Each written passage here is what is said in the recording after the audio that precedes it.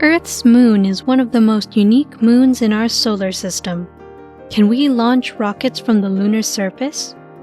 What are the advantages of this? We are discussing about what if we build a moon base in today's video of Discover Zen.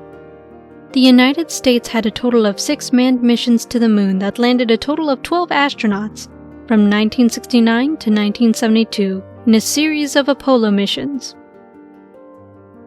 Since then, there have been no manned missions to the moon from NASA. So why did we stop sending manned missions? Sure, we have much better technology now compared to 50 years ago. The problem is that the public and government interest faded shortly after NASA's Apollo 17 mission. Most of the space missions during the 60s and 70s happened due to the space race between the US and Russia. The government doesn't want to invest in space for the long term as it involves a lot of risks and requires quite a high budget.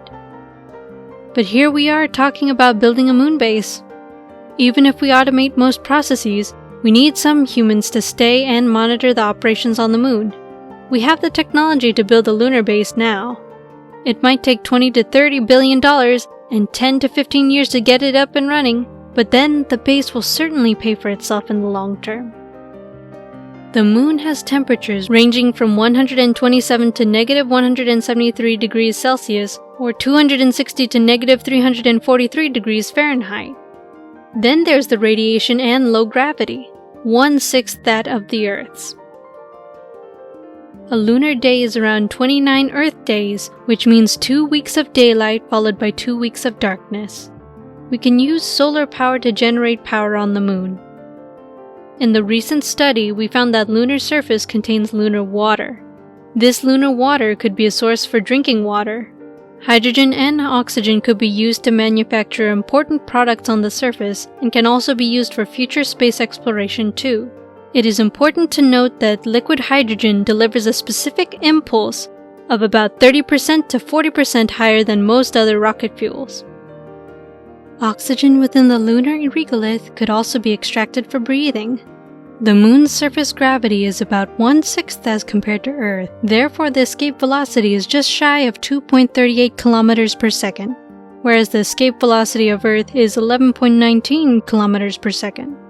So it requires much fewer resources for a rocket launch from the moon compared to Earth. The lunar base can become self-sufficient on its own and even send some resources back to Earth. Titanium on the moon is primarily found in the mineral ilmenite, a compound that contains iron, titanium, and oxygen. If we could mine on the moon, we could break down ilmenite to separate these elements. Furthermore, asteroid mining will be more feasible when we have a moon base. Now let's see whether any work is going on in our current space industry to establish a moon base. We can say that there is some progress from companies like NASA and SpaceX to establish a moon base in the future. But the pace of the work done by government space organizations like NASA is quite slow.